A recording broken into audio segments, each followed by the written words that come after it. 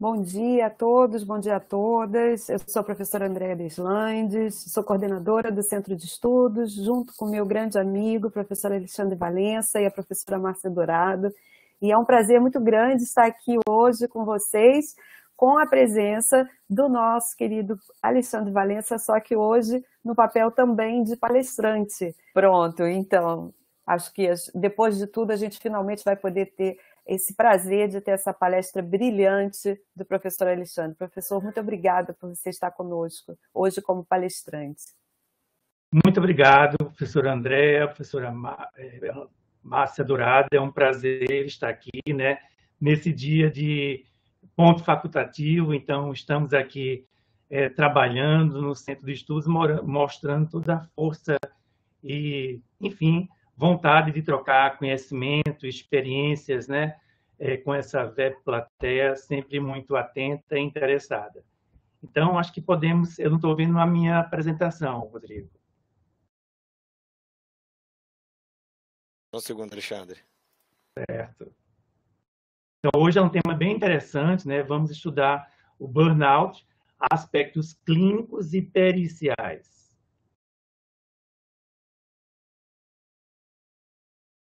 Pois não tenho conflito de interesses.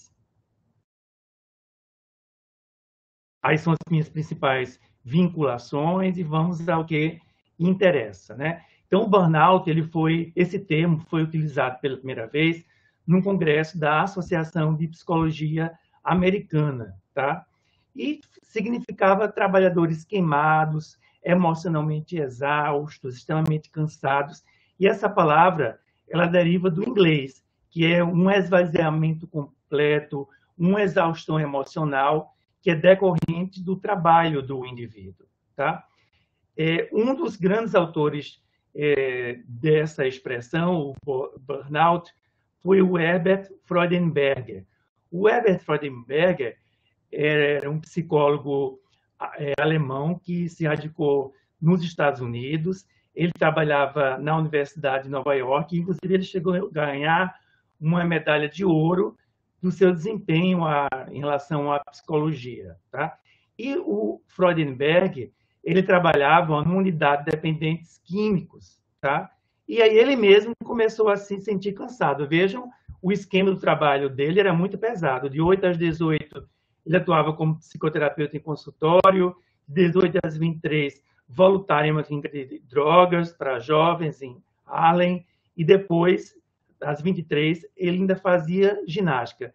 Mas ele começou a ouvir queixas de trabalhadores que diziam que aqueles pacientes da clínica de dependência, eles não deviam ser considerados doentes, porque eles não estavam se esforçando. E o Freudenberger já observou que esses trabalhadores apresentavam o que ele chamava de burnout, né? Isso já seria um sintoma de despersonalização, de falta de empatia, que a gente vai descrever daqui a pouco. E aí ele dizendo, né, tendo eu mesmo experimentado esse estado de burnout, eu comecei a me perguntar, a me formular mais questões sobre isso. O burnout, enquanto expressão, teve um grande impacto e reconhecimento acadêmico e científico através de Cristina Maslach, que também era uma psicóloga, tá, da Universidade de Califórnia. E a Cristina Maslach foi que, enfim, falou das principais características do burnout que a gente vai ver, que é a despersonalização, a exaustão emocional e a falta de gratificação, de reconhecimento profissional. Ela é uma autora bastante importante, ela tem várias publicações, vários livros sobre esse tema, né? Ela papa desse tema. E aqui ela faz uma observação muito interessante. Ela diz o seguinte, que o burnout acontece em pessoas que trabalham com pessoas, né? Pessoas que escutam outras pessoas que estão com problemas, né? Problemas envolvendo as relações, o trabalho, tá? E aí ela fala dos principais componentes, que são três, como eu falei, né?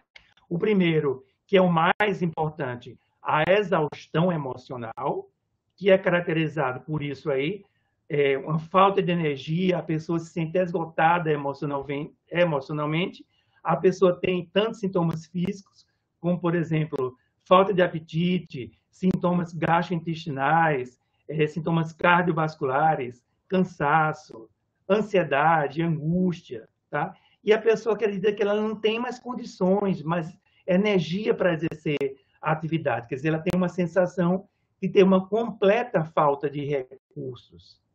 A segunda característica seria a despersonalização, que é um distanciamento emocional em relação ao tratamento, à interação terapêutica com o outro, né? Então, uma frieza, uma indiferença, uma falta de empatia para com os pacientes, tá? E aí, manifestações comuns, como ansiedade, perda de motivação, a pessoa vai ter um menor comprometimento com o trabalho. Quando a gente fala de empatia, a gente fala dessa questão de se colocar psicologicamente no lugar do outro, né? Na clínica, nós utilizamos a empatia enquanto ferramenta terapêutica. Uma vez que nos colocamos psicologicamente no lugar do outro, somos capazes de entendê-lo melhor e de ajudá-lo de forma melhor. Então, essa despersonalização incluiria essa falta de empatia, né? Esse distanciamento emocional. E, finalmente, a redução da realização pessoal. Quer dizer, a pessoa tem um sentimento de inadequação, ela está se sentindo ali por fora, ela tende a ter uma avaliação negativa de si mesmo, achar que é incompetente, ficar frustrada, e tudo isso levando a um descontentamento completo com o seu trabalho.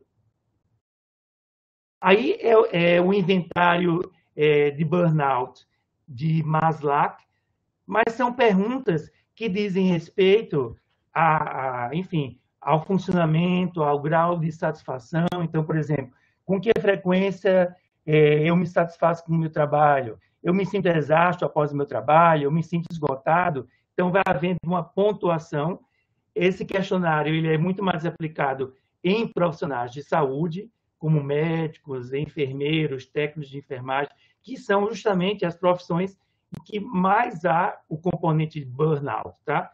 Então, esse questionário aí, que está aparecendo agora, é utilizado em profissionais de outras áreas que não só a saúde. Então, sinto-me esgotado emocionalmente com o meu trabalho, sinto-me excessivamente exausto, levante-me cansado, envolvo-me com facilidade, tenho que desprender grande esforço. Então, vai havendo uma pontuação de 1 a 5, tá? E vocês notem que é um questionário com perguntas assim muito gerais, de forma que, se qualquer um de nós preenchermos esse questionário, nós vamos ter pelo menos um burnout leve, tá? Porque ele leva em consideração vários aspectos da interação da pessoa com o próprio trabalho, tá? Mas o que é o burnout, né? Então, o burnout seria esse conjunto de sintomas físicos, emocionais, psíquicos, tá? Então, medo de ir ao trabalho, uma depressão quando chega no domingo, sintomas relacionados ao estresse, como insônia, tensão muscular, cefaleia, a pessoa se sentir sempre cansada, o trabalho parece que nunca termina, apatia, irritabilidade, dificuldade de concentração, a pessoa comete mais erros no trabalho, ela procrastina, ela tenta adiar tudo o máximo possível, ela tem uma redução da produtividade, comete mais erros, ela se sente entediada, desiludida, né? Não consegue atingir os objetivos do trabalho que ela imaginava. É muito comum, nesse caso, conflito com colegas do trabalho. Eu, quando trabalhava como perito na unidade de perícia da UFRJ, isso era muito comum, essas situações de conflito com a chefia, com colegas de trabalho, e podendo até haver casos mais graves em que a pessoa vai abusar de álcool e drogas. Esse foi um trabalho que comparou médicos e médicas, tá? E aí se viu que o burnout ele era mais comum em médicas, tá? Então, a gente vê ali proporções de 2013 a 2016, de 45%, 51%, 55%, né? Nas médicas, com uma prevalência menor nos médicos, tá? No Brasil, o burnout, nesse estudo de 2010, ocupou o segundo lugar de incidência de burnout entre a população, tá, do mundo. Aí as principais causas de burnout. Então, muitas horas de trabalho, um volume de trabalho. A gente vai ver mais na frente que existem profissionais, por exemplo, que trabalham na UTI, que eles têm 4, 5 plantões, onde eles têm que lidar com 10 ou mais pacientes, tá? Uma insegurança no trabalho, uma falta de apoio nas funções, ou não é explicitado o que é que se espera daquela pessoa em seu trabalho. Essas pessoas também, com burnout, elas podem ser vítimas de assédio. O assédio é um componente que pode contribuir para o burnout, tá? Uma falta de clareza nas funções, ela não sabe o que é que se espera dela, qual é a função dela exatamente, tá? E também uma falta de gestão do próprio trabalho, independência em conduzir o próprio trabalho, tá? E quais são os fatores de risco para o burnout? Então, um excesso de trabalho, tá?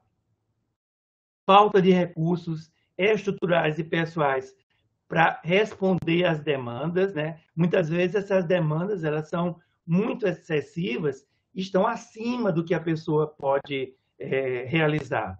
Relações conflituosas com a chefia, com pacientes, né, com colegas, a impossibilidade de progredir ou ascender em seu cargo, né? Existem muitos trabalhadores que eles se sentem assim, entediados, porque eles não têm como ascender. Por mais que eles se esforcem, eles não podem ascender na carreira, progredir na carreira. Isso traz uma insatisfação, né? Relações conflituosas com o chefia, com o trabalho, um alto nível de exigência, de produtividade. Isso a gente vê muito em bancários, né? Eles têm que cumprir metas cada vez maiores, têm que vender produtos do banco uma taxa muito alta, e isso pode levar ao burnout, tá? E quais são as profissões mais envolvidas no burnout? Veja que nós estamos aqui, profissionais de saúde. Então, médicos, enfermeiros, a enfermagem é uma das profissões mais envolvida com burnout. Por quê? O enfermeiro, o técnico, o assistente de enfermagem, ele é aquele profissional que passa mais tempo ao lado do paciente, administrando medicação, ouvindo queixas, presenciando o sofrimento daquele paciente. Mas existem outras profissões também em que a prevalência de burnout é elevada, como professores, assistentes sociais, policiais, bombeiros, agentes penitenciários, recepcionistas, atendentes de telemarketing, também é uma classe que acontece muito, motorista de ônibus. Vejam que são profissões que lidam muito, que têm um contato muito com outras pessoas, né? Um contato direto, desgaste nas relações com outras pessoas. Esse foi um artigo publicado no Reino Unido, né? Onde se pesquisou o burnout entre médicos. Esse artigo foi publicado no ano de 2017 e, como vocês veem, uma prevalência de 17% a 42% entre médicos, né? O que é muito elevado, né? Na CID-10, o burnout ele é classificado como problemas relacionados com a organização de seu modo de vida. Isso é muito importante a gente prestar atenção, porque na CID-11 a gente vai ver que o burnout ele deve ser classificado dentro de um aspecto de problema do trabalho. Quer dizer, ele deve ser devido 100% a questões do trabalho, tá? Então, na CID-11, o burnout, a síndrome de burnout aparece como fatores que influenciam o estado de saúde ou contato com serviços de saúde. E na CID-11, o burnout aparece como sigla QD85, tá? Onde é considerado como resultante de um estresse crônico no local de trabalho, sendo que esse estresse ele não foi gerenciado com sucesso. Quer dizer, esse estresse ele é tão intenso que a pessoa não reuniu forças para lidar com ele adequadamente. E é caracterizado por essas 3 dimensões, que são justamente aquelas dimensões que a gente descreveu, que foram formuladas pela Cristina Maslach, né? Sentimentos de exaustão, esgotamento, um distanciamento do próprio trabalho, negativismo, né? E redução da satisfação, da percepção de eficácia em relação ao próprio trabalho. E uma recomendação das diretrizes da CID-11 é que o burnout ele se refere especificamente a fenômenos, a questões relacionadas ao trabalho. Ele não deve descrever experiência em outras áreas da vida da pessoa. Tá? Essa é uma recomendação essencial que a CID-11 traz. Tá? Então, na verdade, um porta-voz da CID-11, em junho de 2019, ele declarou inicialmente que o burnout era considerado uma doença. E aí, 4 ou 5 dias depois, um outro porta-voz corrigiu isso, dizendo que o burnout ele não é uma condição médica, tá? Ele está descrito como fatores que influenciam o estado de saúde ou contato com o serviço de saúde, mas sendo uma condição relacionada ao trabalho, tá? E, para complicar a nossa vida, a OMS manda excluir quadros de depressão, transtornos de estresse e ansiedade. E vejam que, como eu falei no início, o burnout ele inclui muitos sintomas, né?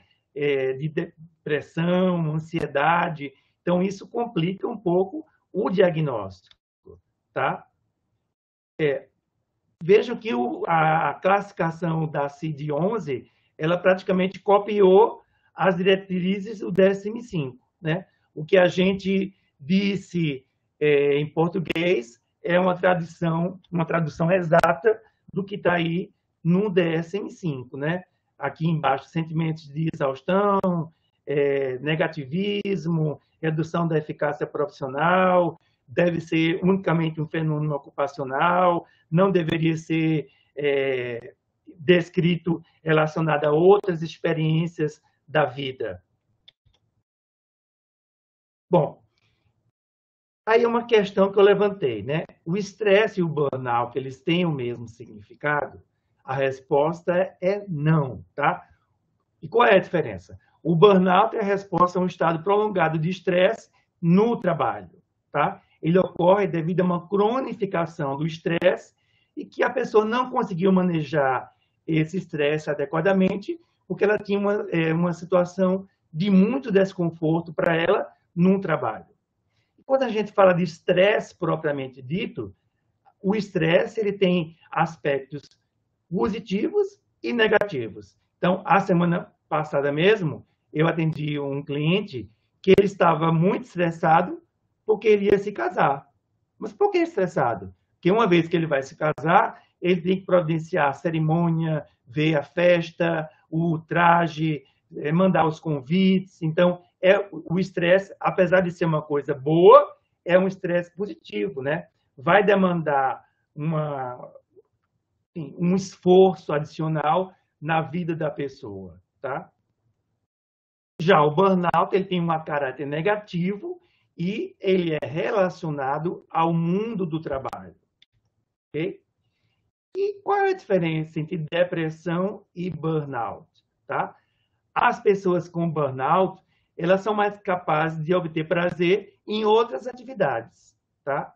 O trabalho é fonte de insatisfação, mas ela consegue obter prazer em outras atividades, tá? Ao passo que na depressão, a pessoa tem uma falta de prazer na imensa maioria ou em todas as atividades. Se a gente lembrar os critérios de diagnóstico da CID-10, agora CID-11, DSM-5, entre as características, o chaves tem uma falta de prazer, que é também chamado de anedonia, tá? As pessoas com burnout, elas raramente apresentam perda de peso. a perda de peso é um sintoma, especialmente de um quadro depressivo mais grave, tá? O burnout, se a presença de sentimentos de culpa, eles são mais realistas, né? Ao passo que na depressão, especialmente nas depressões mais graves, a pessoa passa a se culpar, a ter uma visão muito negativa dela mesma, do ambiente, do futuro, tá? A pessoa com depressão ela atribui a sua indecisão à inatividade e à fadiga. O burnout ela atribui tudo ao trabalho. A depressão ela traz mais frequentemente uma insônia terminal, tá? A depressão mais grave é mais comum a pessoa acordar às 3 ou 4 da manhã. Já o burnout ela tem uma insônia mais inicial. Por quê? Ela leva aqueles problemas, aquelas preocupações relacionadas ao trabalho e ela vai ter dificuldade de adormecer, tá? Outra característica é que o indivíduo com burnout ele tem uma melhora no período de férias, no período de final de semana, e o quadro reaparece durante a semana. Esse é um caso clínico de uma senhora que passou por uma avaliação pericial. Ela trabalhava numa instituição da Baixada Fluminense como fiscal e ela fiscalizou uma empresa que estava ilegal e ela sofreu um atentado de morte. Ela foi alvejada com tiros que atingiram seu pescoço, a mandíbula. Ela teve que fazer várias cirurgias e ela, inicialmente, ela foi diagnosticada como burnout, porque ela referia que estava muito estressada com o trabalho. Quando eu a examinei, né, nesse caso eu atuei como perito, na verdade eu vi que ela tinha um quadro de TEPT, de transtorno de estresse pós-traumático. Então, ela se sentia ameaçada ao sair, ela achava que as pessoas podiam segui-la, mas não era delírio, né? Ela tinha muito medo que isso voltasse a acontecer, ela tinha pesadelos com essas situações, então era um caso de TEPT, né? Em que ela acabou tendo que se afastar por um longo período do trabalho, tá? O relatório da OMS traz várias questões relacionadas a quadros depressivos e ansiosos que são muito importantes, né? Aqui não está dando para ver muito bem, mas quando se compara o Brasil com outros países da América Latina, América do Sul, o Brasil está entre os países em que apresenta mais quadros de depressão.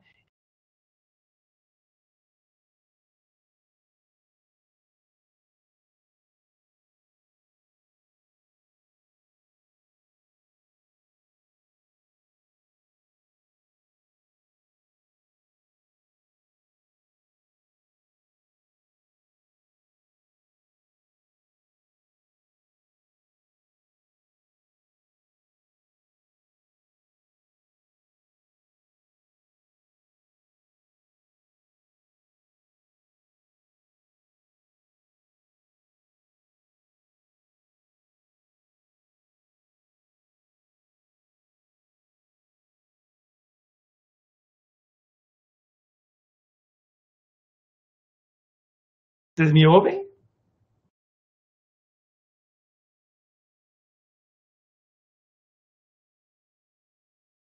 Eu ouço, Alexandre.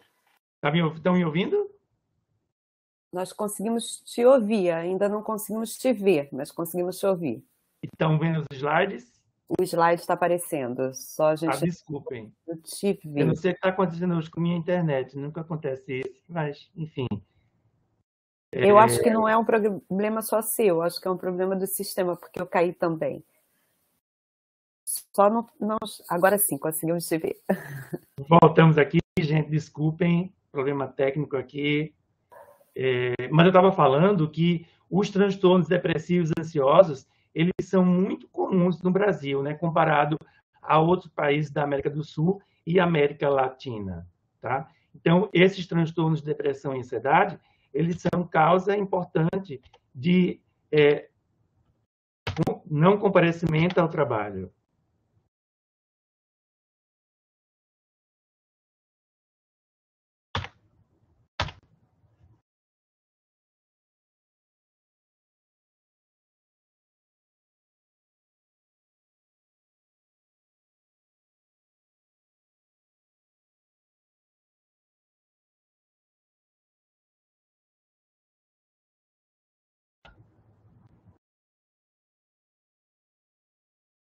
Alexandre? Vocês me ouvem? Sim. Rodrigo, eu não estou conseguindo passar o slide. Você pode passar para mim? O slide não está respondendo aqui. Clica em cima dele e aperta a tecla da direita. Qual a tecla da direita? Eu estou apertando. Agora foi. Tá? Aí é a carga global de doença em termos de anos vividos com incapacidade. Então, os transtornos mentais neurológicos, eles representam 31% dessa carga, né, de falta ao trabalho por motivo, né, de transtornos mentais neurológicos. Então, a depressão, 10%, transtornos de ansiedade, 4%, transtornos relacionados ao álcool, 4%, e 14% outros transtornos mentais e neurológicos, né? Quando a gente trabalha com perícia, a gente vê que esses são os principais transtornos que levam ao afastamento do trabalhador. Então, depressão, esquizofrenia, transtorno bipolar, transtorno obsessivo-compulsivo, transtornos relacionados ao álcool. A gente viu que na pandemia da Covid-19, os trabalhadores de saúde apresentaram altas taxas de transtornos de ansiedade e depressão. Então, nesse estudo aqui, que eu estou mostrando para vocês, do JAMA, Journal of American Medical Association, tá? Esse foi um estudo que lidou com 1.257 profissionais de saúde, tá? 77% de mulheres, 61% de enfermeiros, 39% de médicos, tá? E aí houve uma alta prevalência, né, de depressão, ansiedade, insônia e estresse nesses profissionais, tá? Esses profissionais tiveram que lidar com várias questões. Então, sentimentos de vulnerabilidade, perda de controle em relação ao próprio trabalho, a preocupação com a própria saúde, a preocupação em contaminar outras pessoas, tá? Uma mudança grande no esquema de trabalho. Então, eles atendiam muitos casos de Covid, né? Pessoas que tinham que ser entubadas, o isolamento social proporcionado pela pandemia. Então, todos esses fatores contribuíram para altas taxas, não só entre profissionais médicos, como também na população geral. Quando a gente pensa em suicídio em profissionais de saúde, esse é um estudo em inglês, e ele achou o seguinte, vejam que interessante, a mulher médica, ela se suicida 1,41 vezes, o homem médico, ele se suicida 1,41 vezes mais que o homem da população geral. E a mulher médica, ela se suicida 2,27 vezes mais que a população geral, né? Talvez porque o médico ele cria uma expectativa muito grande de ter sucesso, ele pega vários empregos, né? E aí muitas causas de depressão, ansiedade, burnout, que por sua vez podem contribuir para essas taxas de suicídio. Agora eu vou trazer algumas pesquisas brasileiras sobre o burnout, né? Esse tema que a gente está estudando hoje. Começando pela prevalência de burnout entre médicos residentes de um hospital universitário de Porto Alegre, o Hospital das Clínicas de Porto Alegre. Tá? Então, esse estudo entrevistou 150 residentes, de um total de 500 residentes, tá? E viu que desses indivíduos, 81,5% preenchia critérios de burnout dentro daquele inventário de depressão de Maslow, né, daquelas perguntas, tá? E aí foi a proporção de sintomas, né? Então, 53% tinham exaustão emocional, 45% não realização profissional e 47% desrealização, tá?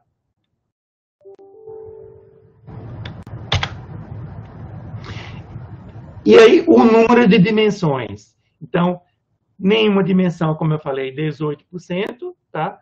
Uma dimensão, 33%, duas dimensões, 27,8%, e as três dimensões, ou seja, exaustão, despersonalização e falta de gratificação profissional, 20,5%.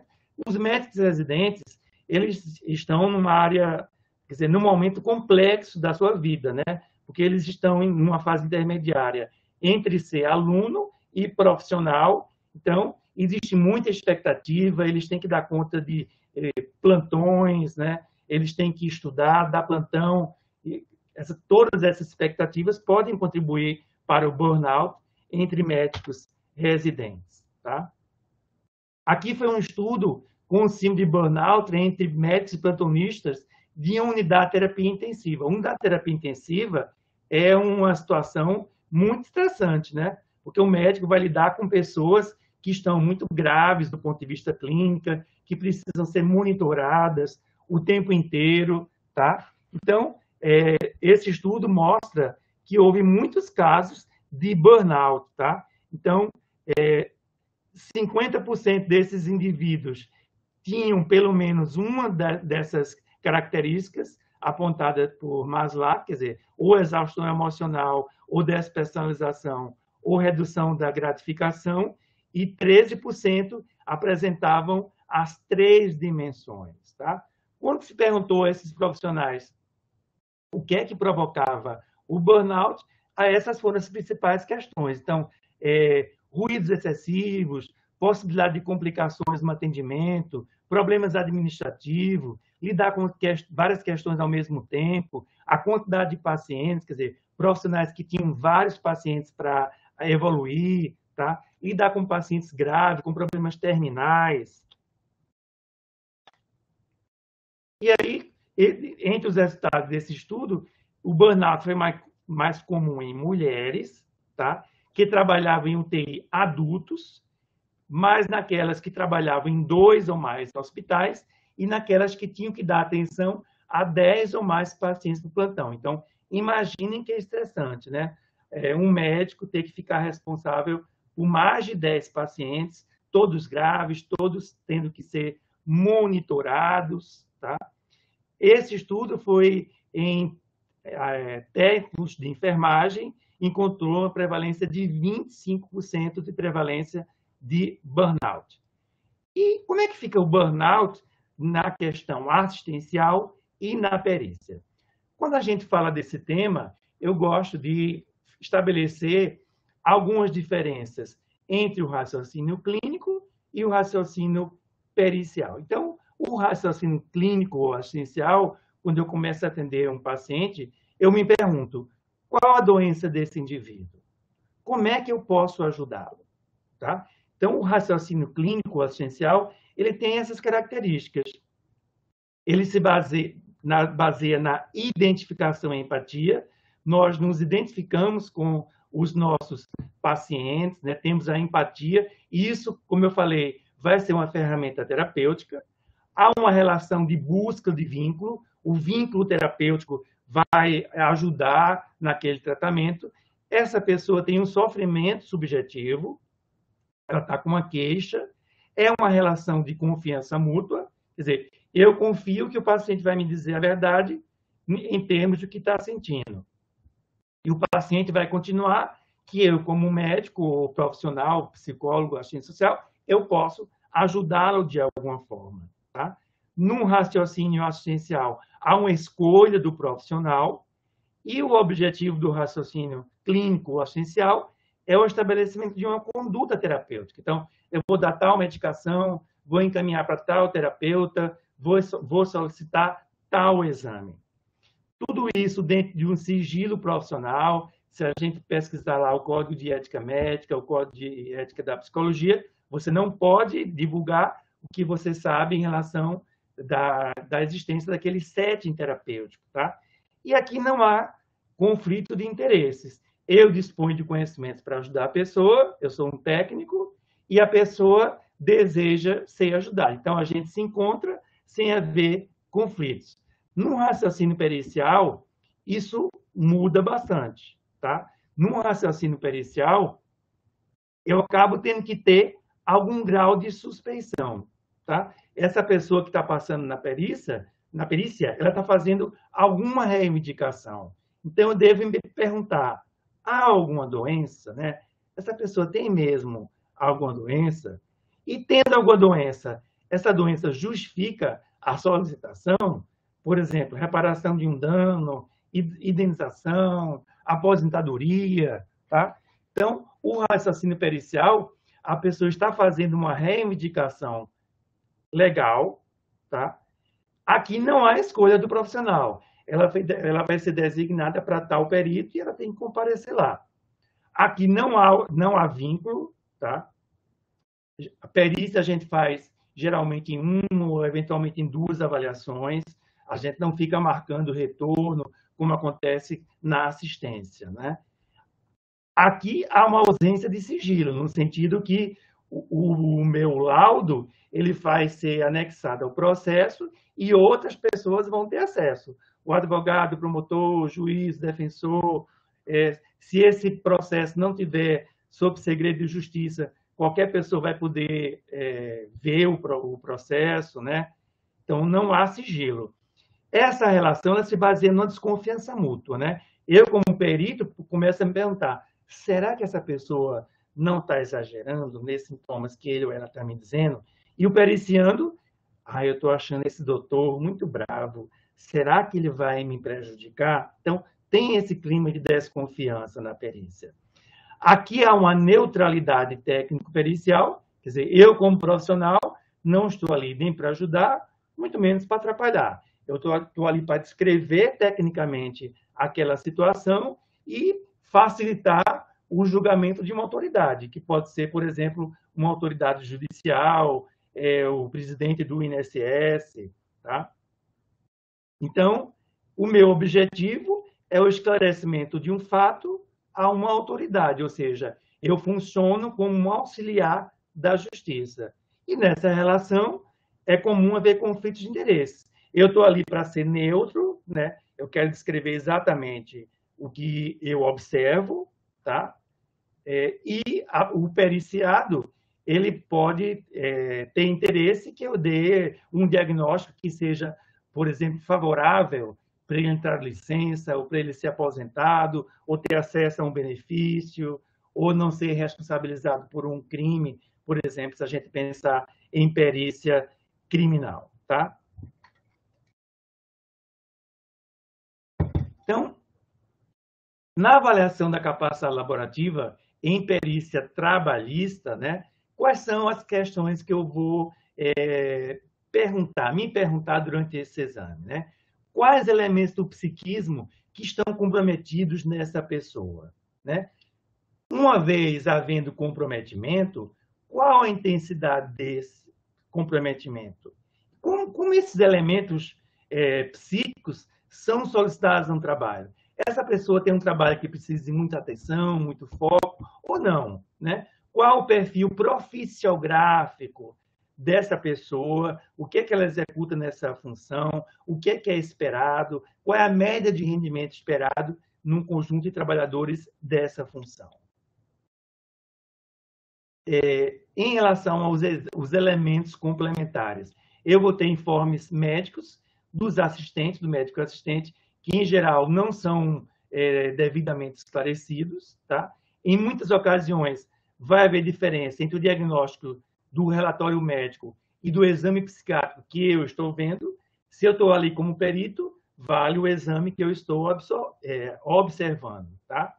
E frequentemente a gente vê uma falta de conhecimento do médico clínico quanto às condições de trabalho, né? O médico clínico ele se preocupa mais com os sintomas da doença, os medicamentos ou psicoterapia que a pessoa faz, mas ele não tem muita noção do trabalho, de detalhes sobre o trabalho, o desempenho que a pessoa tem que fazer naquela atividade ou função, tá?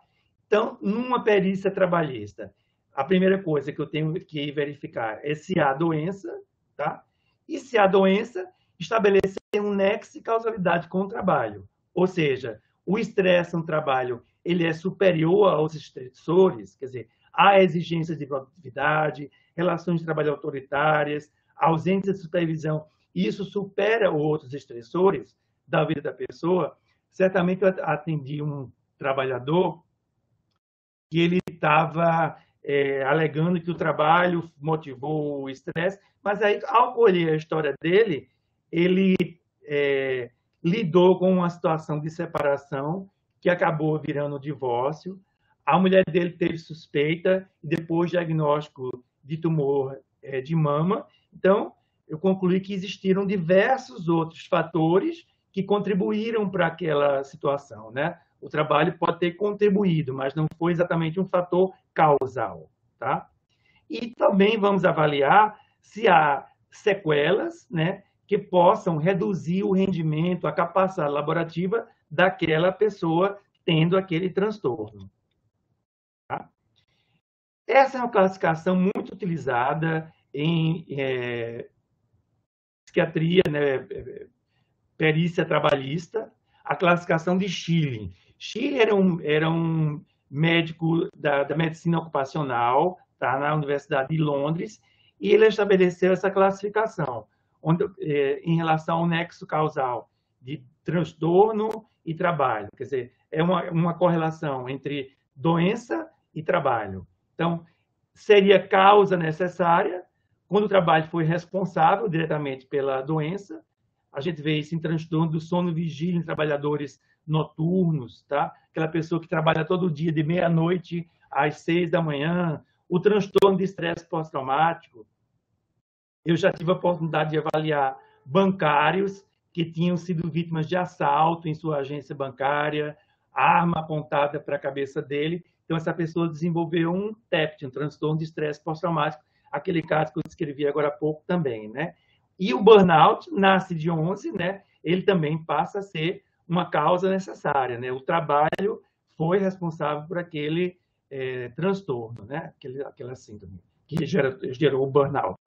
Fator contributivo, quer dizer, aquele que contribui para a doença, mas não é necessário, não necessariamente é um fator de risco. São os transtornos de adaptação. A pessoa está passando por uma situação de vida complicada, ela pode ter sintomas ansiosos, então seria um transtorno de adaptação.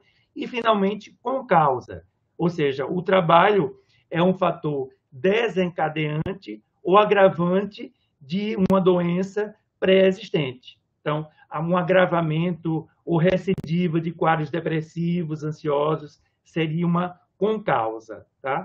Quer dizer, muitas vezes a pessoa, num trabalho, além do trabalho, ela está lidando com situações outras estressoras, e tudo isso pode contribuir, né? O estressor no trabalho pode contribuir para o transtorno. Então, se a gente considerar isso, a gente concluiria que seria uma concausa, ok?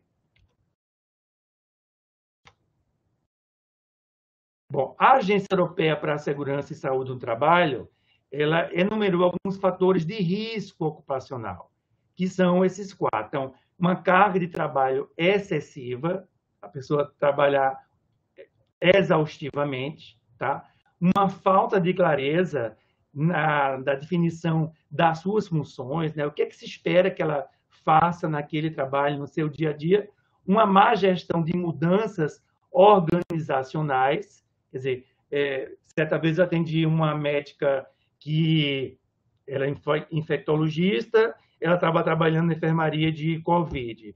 E aí a Covid diminuiu, as taxas de Covid diminuíram. No próximo plantão dela, ela estava numa enfermaria de cardiologia. E ela se sentiu muito estressada, porque ela não era especialista em cardiologia, e ela agora ia ter que atender vários pacientes com problemas cardiológicos graves, tá? E o assédio, a gente vai falar daqui a pouco sobre o assédio, também é um fator de risco ocupacional.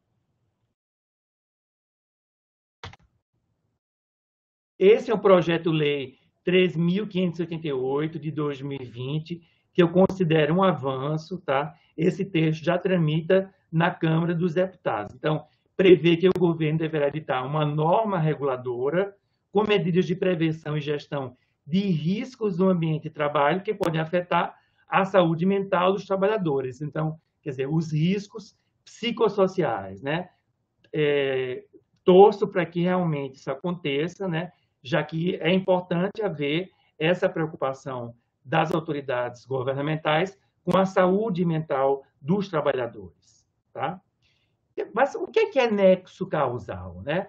A gente fala assim, o trabalho contribuiu, ele foi fator causal direto, ele foi com causa. Então, o nexo causal é um vínculo enfático que liga o efeito à causa. Quer dizer, há uma comprovação que houve um dano que foi causado por ação direta, negligência ou imprudência daquele que é o trabalhador, que é o empregador, que causou dano ao trabalhador, tá? De alguma forma. Essa resolução do Conselho Federal de Medicina, resolução 2297/2021, ela traz questões muito importantes, né, que vão falar sobre as normas específicas para médicos que atendem o trabalhador, tá? Então, essa norma, ela vai falar da questão do burnout, tá? Então, ela diz o seguinte: para o estabelecimento de nexo causal entre os transtornos de saúde e as atividades do trabalhador, além da anamnese, do exame clínico, físico e mental, de relatório e dos exames complementares, é dever do médico considerar. Então, se a gente resolve dar um diagnóstico de burnout, ou seja, se a gente conclui no relatório que aquela condição do paciente é devido ao trabalho, ou seja, burnout, a gente vai ter que observar todas essas características. A história clínica ocupacional atual e pregressa é decisiva em qualquer diagnóstico ou investigação do nexo causal. O estudo do local de trabalho, ou seja, eu vou ter que visitar o local de trabalho da pessoa para saber se realmente o quadro dela, o burnout, se deve ao trabalho. Estudo da organização do trabalho, os dados epidemiológicos, a literatura científica, a ocorrência de quadro clínico ou subclínico em trabalhadores expostos a riscos semelhantes, ou seja, se outros trabalhadores também estão com aquele quadro daquela pessoa que eu estou atendendo. Além de identificação de riscos físicos, químicos, biológicos, tá? Depoimento e experiência dos trabalhadores, conhecimento e práticas de outras disciplinas de seus profissionais. Então, essa legislação criou muitas dificuldades para a gente estabelecer o diagnóstico de burnout, né? Ou seja, a gente considerar que é o quadro psiquiátrico daquela pessoa é 100% devido ao trabalho. Eu vou ter que seguir todos esses ditames, né? Então, surge a seguinte questão: como médico psiquiatra, em seu atendimento clínico, poderá diagnosticar síndrome de burnout no paciente se ele não vai ao local de trabalho, né? Quer dizer, como é que o médico clínico vai ter disponibilidade de tempo? Ele já está sobrecarregado de pacientes, né? Como é que ele vai conseguir ir ao local de trabalho, ver as relações, estudar dados epidemiológicos, ver se outros trabalhadores estão com esse mesmo quadro? Então, torna-se uma tarefa quase impossível, tá? Como lidar na clínica com essas questões? Então, a minha sugestão é: entre em contato com o médico do trabalho. O médico do trabalho, em geral, ele é disponível para falar com o agente clínico, tá? Nós, que muitas vezes somos fechados, a gente acha que o médico do trabalho vai invadir a nossa função, o nosso tratamento, mas não. O médico do trabalho, ele está lidando ali diretamente com os trabalhadores daquela empresa, então ele pode fornecer informações importantes para a gente. Detalhar bem o quadro, tá? Se eu quiser descrever burnout, detalhar bem o quadro, fazer um exame psicopatológico completo, tá? Então, como discussão, na CID-10, o burnout estava incluído na seção de esgotamento, sendo o resultado de uma série de fatores, tá? Então, exemplo, uma mulher que trabalha, estuda, é mãe, tem uma árdua rotina, poderia ser diagnosticada de burnout, tá? Na CID-10. Mas na CID-11 é necessário realizar uma investigação para confirmar que esse esgotamento ele está totalmente relacionado ao ambiente de trabalho, tá?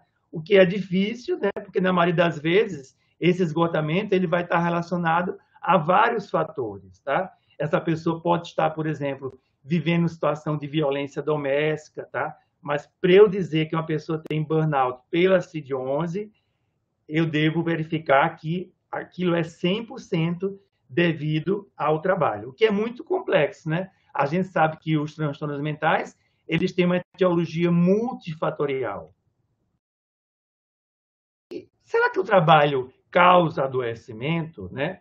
Eu acredito que muito pelo contrário. O trabalho por si só não causa adoecimento. Na maioria dos casos, na maioria das vezes, ele é fonte de prazer, de satisfação, né? E de ganho do pão do dia a dia, né?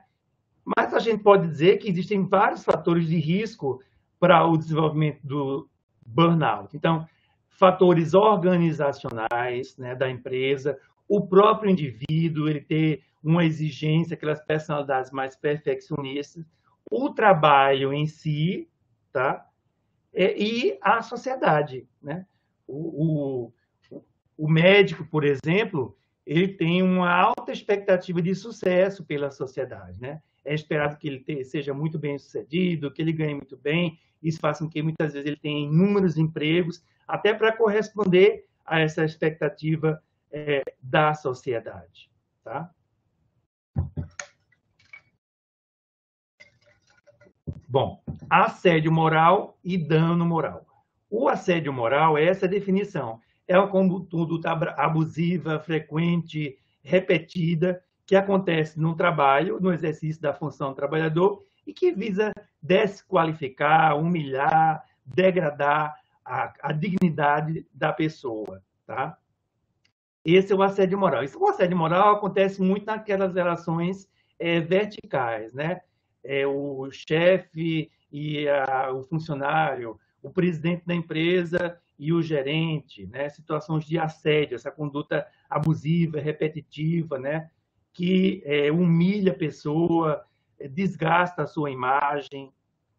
No dano psíquico, é uma questão que vai haver disfunção em várias áreas do funcionamento afetivo, volitivo e cognitivo da pessoa. E isso é apurado em perícia, tá? O dano psíquico, ele é apurado em perícia.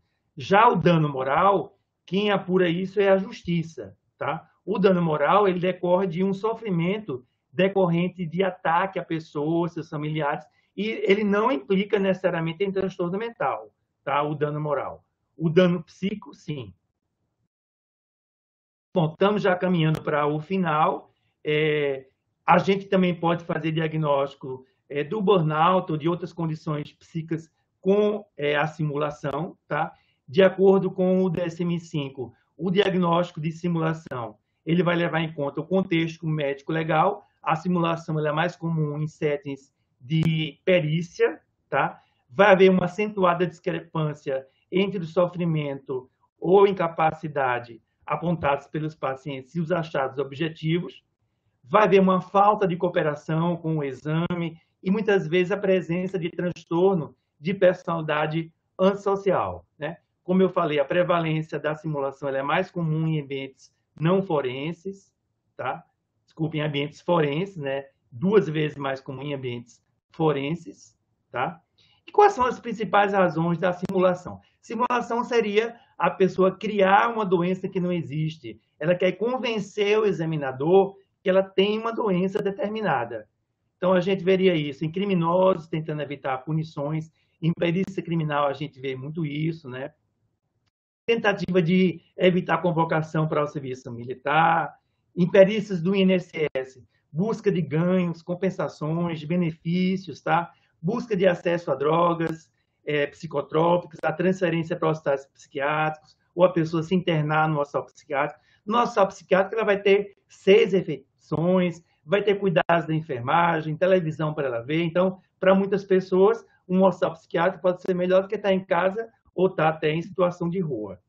E como conclusões, diante dessas situações periciais, a leitura atenta do processo em questão, a coleta de dados da anamnese, a avaliação psicopatológica pormenorizada, a avaliação do perfil profissiográfico, tá? A avaliação do nexo de causalidade entre a patologia e o trabalho, e a importância de um parecer ou de um laudo bem fundamentado que vai convencer aqueles que estão avaliando aquele laudo que aquilo se trata da verdade do ponto de vista técnico pericial. E é isso, gente. Muito obrigado aí pela atenção. Desculpem aí as falhas tecnológicas.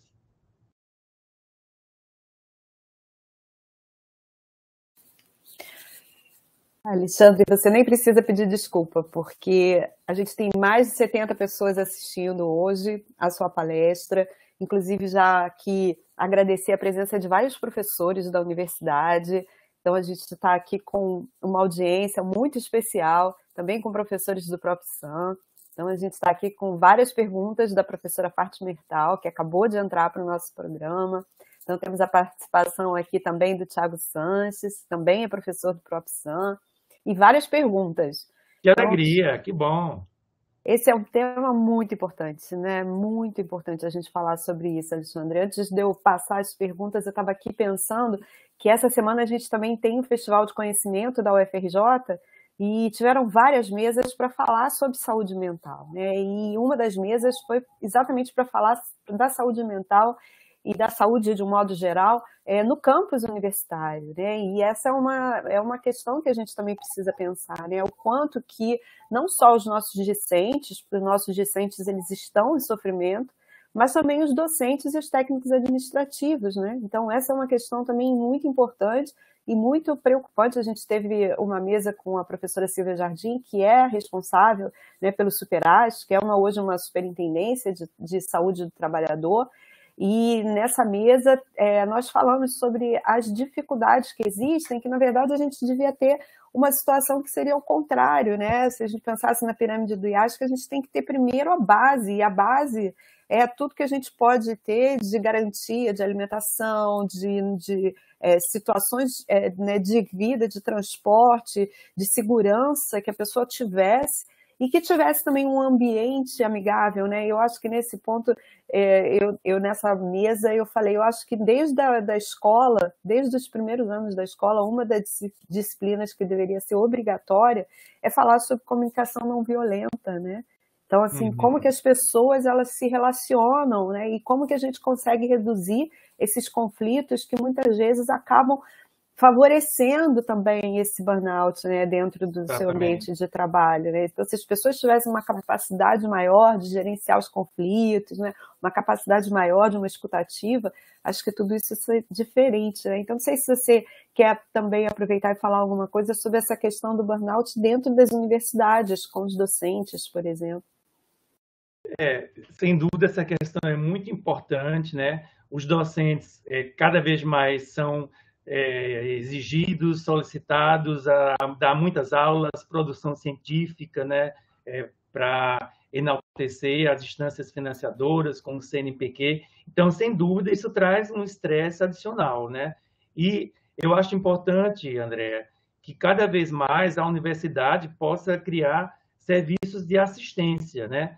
Tanto aos docentes como aos discentes. No Instituto de Psiquiatria, nós já temos uma iniciativa desse tipo, que é a doutora Marina, que está oferecendo assistência a discentes, né? Então, eu acho, enfim, atitudes como essa fundamentais, né, para a universidade, já que o próprio estudante universitário ele também vai lidar com vários estressores, muitos vêm de fora das suas cidades, né? Chegam num grande centro urbano como o Rio de Janeiro e vai enfrentar um monte de fatores estressantes, além das demandas do próprio curso, né?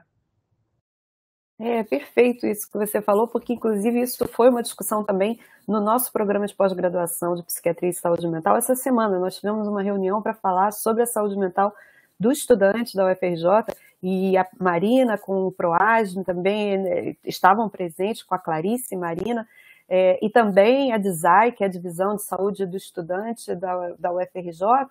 E se a gente pensar no tamanho do problema, é enorme, porque nós somos mais de 50 mil alunos de graduação na UFRJ, mais de 15 mil alunos de pós-graduação, e então são mais de 70 mil pessoas, que é muito maior do que muitas cidades do Brasil, né? Com certeza. E recentemente a gente acabou de fazer uma pesquisa que a gente viu que dentro dos alunos da Universidade da UFRJ, mais de 50% daqueles que a gente avaliou tinham transtorno de depressão e de ansiedade, inclusive com risco de suicídio. Então, assim, é fundamental o investimento na promoção e nessas intervenções como o DISAI, como você bem disse, a PROASM, com Marina, Clarice, todo esse grupo, e o Instituto de Psiquiatria tem um papel fundamental nessa discussão. Perfeito.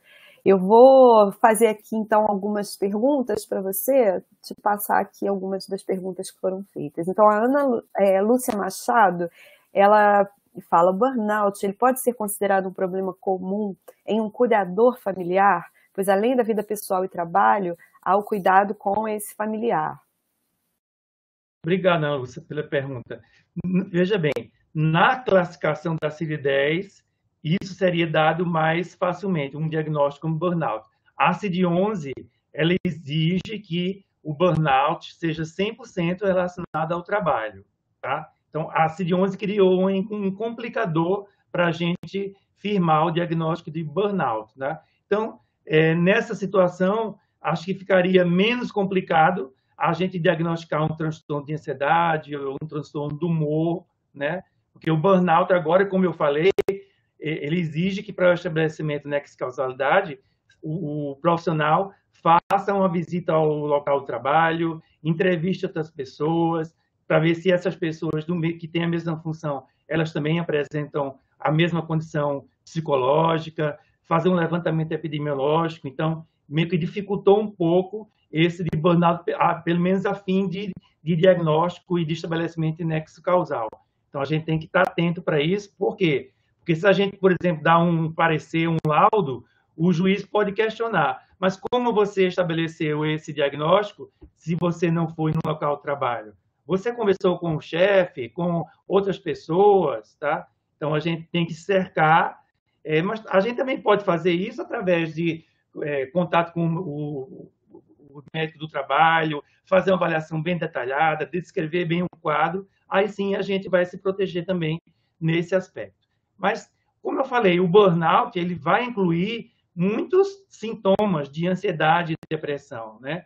E, mais uma vez, para complicar a nós, profissionais, a OMS exige que a depressão, a ansiedade, seja um diagnóstico diferencial, tá? Então, vejam que tem muitos complicadores aí para o diagnóstico de burnout na CID-11 que já está sendo utilizada, né, no Brasil. E esse é um dos comentários aqui dos nossos ouvintes dizendo que dificultaram muito, né, o diagnóstico. Com isso, acabam dificultando muito o diagnóstico. Então, a outra pergunta é da Letícia de Oliveira. Ela pergunta se há escalas que avaliam burnout parental e se seria incorreto, segundo o DSM-5 e o CID-11. Veja bem, a escala que avalia o burnout, a principal é o inventário de Maslach de burnout, tá? Que todas as perguntas são relacionadas ao trabalho, né? Eu me sinto exausto, eu não me sinto realizado, eu me sinto muito cansado, eu estou distanciado das pessoas. Então, não é em questão parental, são perguntas relacionadas ao trabalho. E como a gente viu, Letícia, os trabalhadores de saúde estão entre os profissionais mais afetados pelo burnout. E mais ainda a enfermagem. É a classe que mais está apresentando burnout, porque, como eu falei, está muito próximo ao paciente, está 24 horas ao lado do paciente, né? Presenciando o sofrimento, ouvindo as queixas, né? E até presenciando, em algumas vezes, infelizmente, a morte, né? Então, pessoas que trabalham em UTIs também, tá? Então, os profissionais de saúde trabalham com questões muito complexas de sofrimento. Nós também, profissionais de saúde mental, trabalhamos com o sofrimento humano diretamente, né? A depressão, a ansiedade, as pessoas vêm como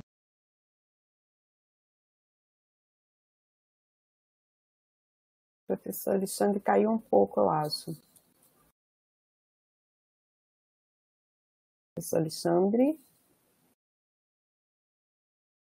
Caiu mesmo, Andréia. Vamos esperar um pouquinho ele voltar. E até pensar sobre isso, né, que o professor Alexandre estava falando, sobre essa questão de como é que a gente lida com isso no Brasil, né? Porque, principalmente, quando a gente olha para a formação dos profissionais, a gente tem um problema muito grande, que na formação dos profissionais, a maioria dos profissionais de saúde, eles não têm uma formação sobre saúde mental adequada. Então, como lidar com esses problemas de saúde mental? Ontem, numa mesa que nós tivemos também no Festival de Conhecimento, falando sobre saúde mental e interseccionalidades, e eu tive a participação de 3 alunos do meu laboratório falando sobre as interseccionalidades de o idadismo, da LGBTQI, a masfobia e das questões de racismo e a saúde mental, né? E como é que a gente, dentro, né, dessa rede de saúde, a gente está preparado para isso, né? Para atender de uma forma adequada, com equidade, pessoas com diferentes características, né? Então, que a gente também não tem essa preparação dentro da nossa formação. Então, é muito importante que cada vez mais existam disciplinas para falar sobre saúde mental dentro dos diferentes cursos, né? E até uma pergunta de um aluno de engenharia, quer dizer, como é que a gente lida com essa questão dos docentes perceberem, né, as questões de saúde mental dos alunos dentro da sala de aula, porque isso também é uma coisa importante. E o outro ponto importante é a gente pensar que o último documento da Organização Mundial de Saúde diz que dentro dos 100% de gastos com saúde no Brasil, menos de 3% é investido em saúde mental. Então, de que forma que a gente consegue lidar com o Brasil, que no documento que o professor Alexandre mostrou da Organização Mundial da Saúde de 2017, nós temos a triste realidade do Brasil ser o primeiro com maior prevalência, né, de transtornos de ansiedade no mundo, está entre os 5 em transtornos depressivos, e a gente tem menos de 3% do investimento em saúde mental. Então, a nossa rede de saúde mental precisa ser fortalecida, né? Cada vez mais a gente vê esse aumento, como a gente já discutiu aqui tantas vezes no Centro de Estudos, a gente tem um aumento dos transtornos mentais de um modo geral, mas principalmente depressão e ansiedade com a pandemia. Então, o último estudo da Lancet mostrou quase 30% de aumento de transtornos ansiosos e depressivos, e principalmente, né, em mulheres e mulheres jovens, que são essas que estão aí no mercado de trabalho. Se a gente pensar com essa mulher, se ela for negra, se ela for lésbica, se ela já tiver mais de 60 anos, quer dizer, como que todas essas interseccionalidades vão impactar nas questões de saúde mental, né? Então, a gente tem aí uma violência subliminar, que muitas vezes ela não é mensurada, e isso vai estar muito associado com uma série de questões relacionadas ao burnout, relacionadas ao aumento da chance de suicídio. E eu acho que é muito importante a gente aqui, no Centro de Estudos do Instituto de Psiquiatria, a gente está falando sobre isso, né? Para a gente também falar sobre essas questões do suicídio. Eu coloquei no chat aí para vocês o link da Associação Brasileira de Psiquiatria, do Setembro Amarelo, que a gente precisa pensar em ações que a gente possa realizar para a gente salvar vidas, né? Que isso é fundamental e a gente precisa discutir muito sobre isso. Eu não sei se o professor Alexandre vai conseguir retornar, mas se ele não conseguir retornar, eu coloco já, né, me comprometo de pedir que ele depois mande essas respostas para vocês. Eu tenho aqui no chat copiado o nome de todos vocês, que ele possa responder para vocês, então, posteriormente. Eu já vou adiantando, então, o que nós temos na semana que vem, que na semana que vem nós vamos ter uma palestra para falar exatamente sobre o comportamento suicida e as questões epidemiológicas, e falar sobre fatores de risco. Nós, lá no nosso laboratório de neurociência do exercício aqui do Instituto de Psiquiatria, nós temos no nosso site uma série de manuais de história em quadrinhos para tentar trazer a informação para as pessoas de uma forma um pouco mais leve, e um desses HQs, ele trata exatamente dessa questão da prevenção do suicídio, de ações, né, que a gente possa desenvolver para informar a população de como lidar com as situações de suicídio, que são fatores de risco e que são fatores de prevenção, principalmente em idosos. Então, eu já convido vocês a entrarem no site do Laboratório de neurociência do exercício. Ah, que bom que você voltou. Eu estava aqui sem saber se ia voltar. Eu voltei pelo celular, a rede de internet caiu aqui da Claro, caiu, gente. Eu já tinha me colocado aqui à disposição de você depois poder responder por e-mail para todas as pessoas, Claro. Mas que bom que você voltou. Então vamos tentar aproveitar aí a tua internet.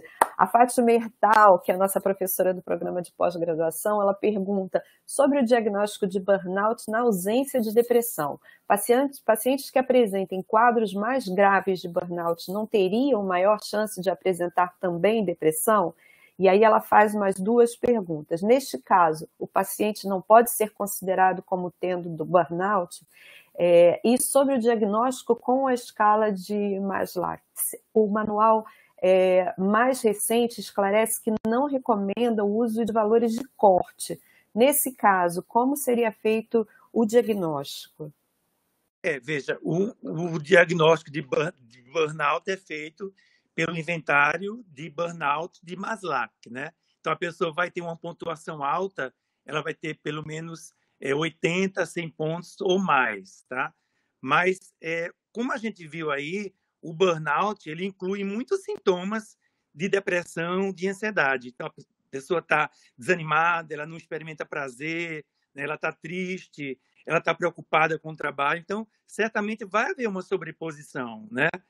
Mas, como eu falei, né, a CID-11 exige que, para a gente estabelecer o nexo causal, a gente dizer que aquele quadro é devido de burnout, é devido ao trabalho, a gente vai ter que fazer todo aquele percurso, né? Visitar o local de trabalho, ver outros trabalhadores. Então, isso complicou. Então, eu diria que se há comorbidade, se você acha que há as duas coisas, é melhor optar pelo diagnóstico de transtorno depressivo ou ansioso, tá? E se você quiser aprofundar e gastar mais tempo e visitar o local de trabalho, entrevistar o chefe da pessoa, outros trabalhadores, tudo bem, faça isso. Outra possibilidade é você entrar em contato com o médico do trabalho, colher uma boa história, fazer uma boa investigação psicopatológica, porque aí se você for questionado, por exemplo, por uma autoridade judicial, você vai dizer que teve ferramentas, né, para fazer esse diagnóstico, tá? Além das queixas do paciente, o uso da escala de burnout de Maslach, tá? Então, são situações muito complexas, a gente tem que avaliar caso a caso, né? Obrigado pela pergunta, Fátima. MD, assim está, então não sei o nome, porque assim está no YouTube, MD, pergunta, há comorbidade frequente entre burnout e TEPT? Veja bem, o TEPT, eu vou dar o diagnóstico de TEPT quando houver um estressor determinado, um estressor que foi importante, que causaria ansiedade na maioria das pessoas, né? Foi o caso daquela senhora que levou um tiro, um caso mais grave de TEPT, tá? O burnout, ele não vai ter esse estresse agudo como tem o TEPT, tá?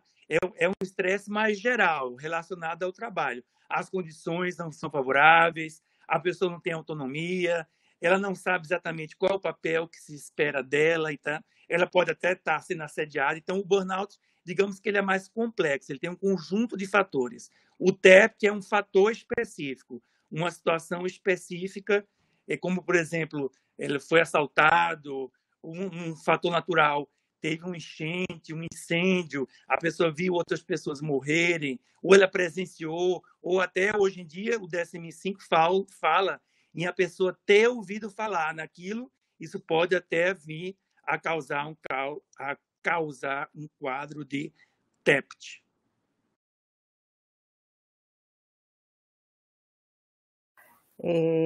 Regina Atria pergunta, dentro destas reflexões, como podemos pensar no campo de prevenção do burnout, em situações pós-catástrofe, como vivenciamos nesses últimos tempos?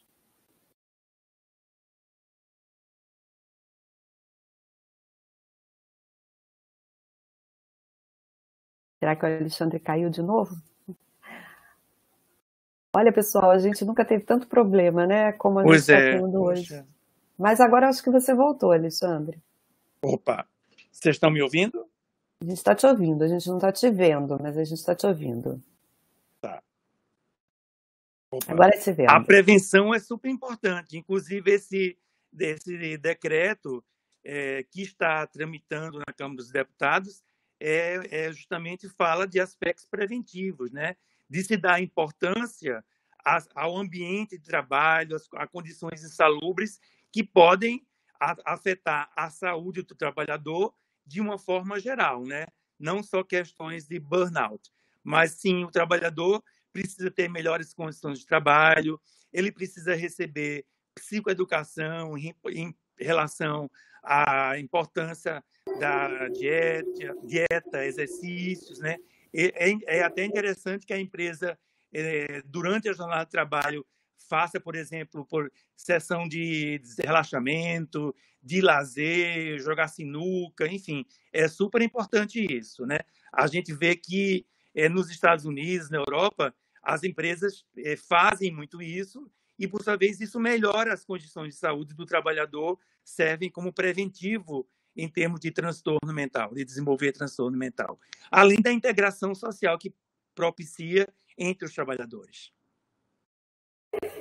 E, nesse sentido, o Bruno faz uma pergunta também que eu acho que é bem interessante, que vai nessa mesma linha, que são as possibilidades de manejar o burnout, porque ele vê que casos de algumas pessoas que, quando se afastam, melhoram, mas quando elas voltam para o posto de trabalho, o sofrimento aparece novamente.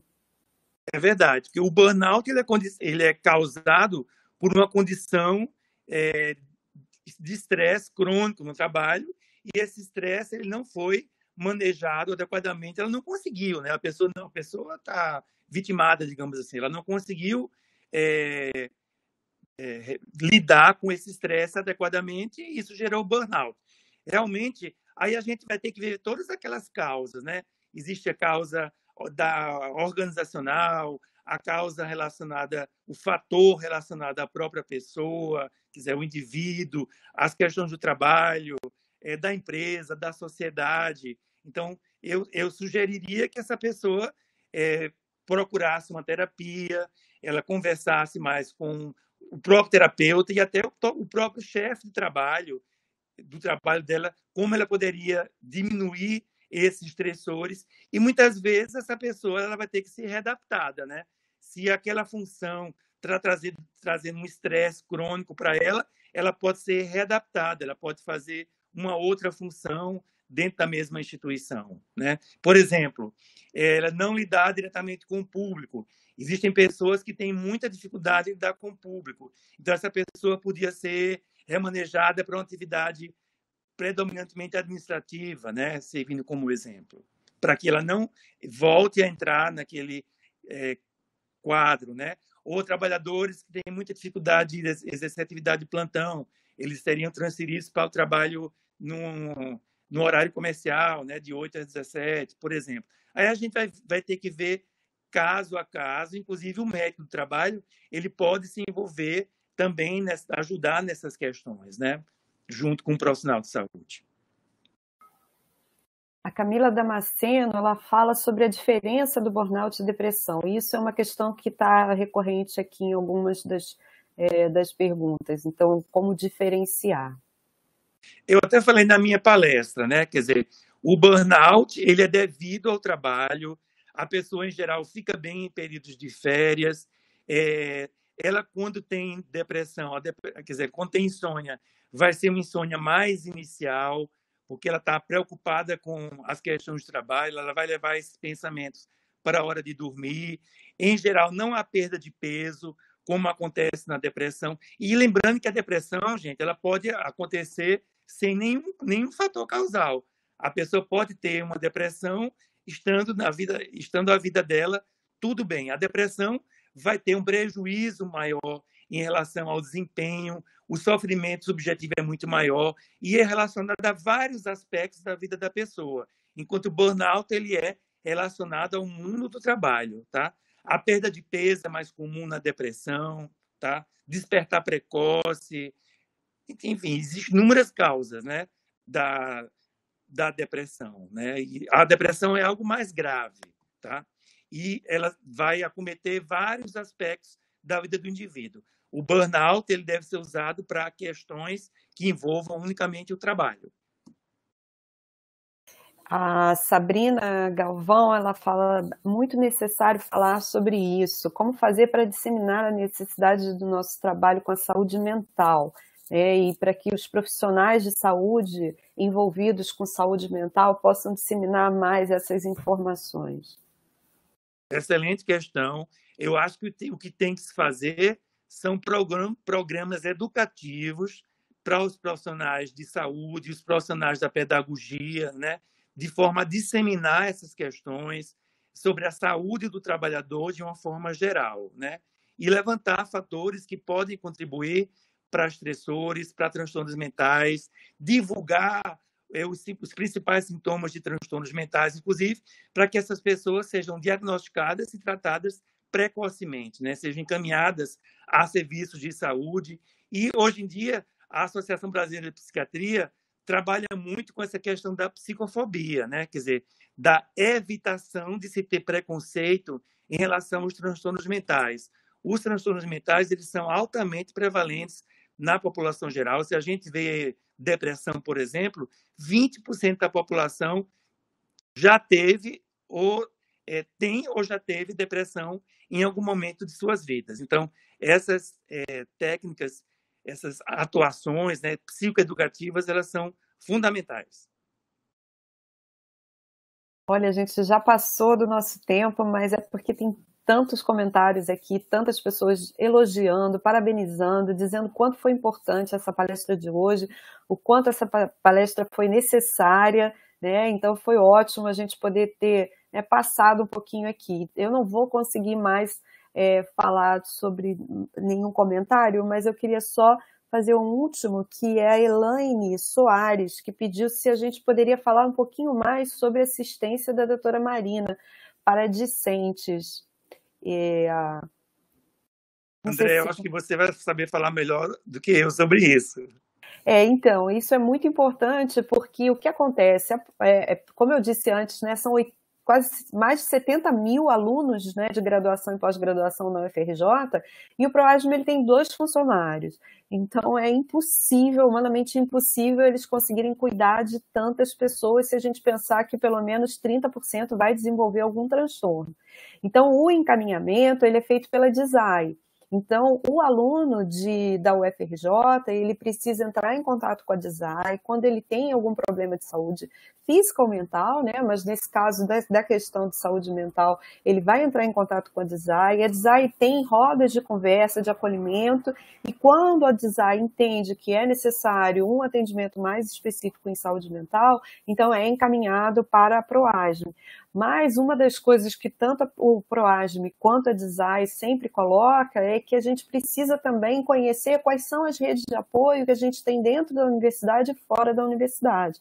Então, hoje a gente tem os CAPSs, que são uma possibilidade para toda a nossa população, uma possibilidade gratuita. Dentro da universidade, a gente tem vários centros, o Instituto de Psicologia, a COP, CT, CCS. Então, a gente tem vários dos centros da UFRJ que oferecem atividades gratuitas de cultura, esporte, lazer, atenção psicossocial, atendimento psicossocial.